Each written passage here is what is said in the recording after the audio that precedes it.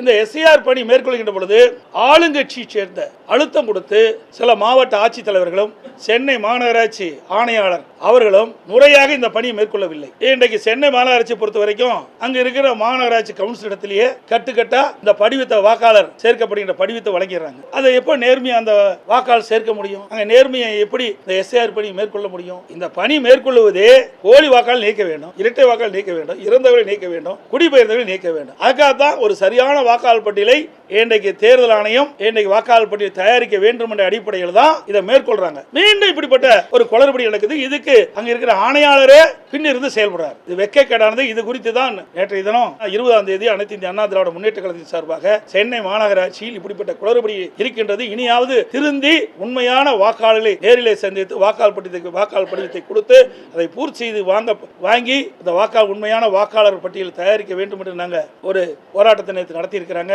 காஞ்சிபுரத்திலையும் நடத்தியிருக்கிறாங்க. பல இடத்துல நடக்க வேண்டிய சூழ்நிலைக்கு தள்ளப்பட்டுக்கிறோம். இதை ஆளுங்கட்சி சேர்ந்த அதிகாரத்தில் இருக்கின்றவர்கள் அவருடைய அதிகாரத்தை பயன்படுத்தி இப்படி எஸ்ஐஆர் பணி முழுமையாக நடைபெறக்கூடாது என்ற ஒரு அடிப்படையில் செயல்பட்டு வன்மையாக கண்டிக்கத்தக்கது. தேர்தல் ஆணையம் விழிப்போடு இருந்து இதற்கு உரிய நடவடிக்கை எடுக்கப்பட வேண்டும் என்று வலியுறுத்துகின்றேன்.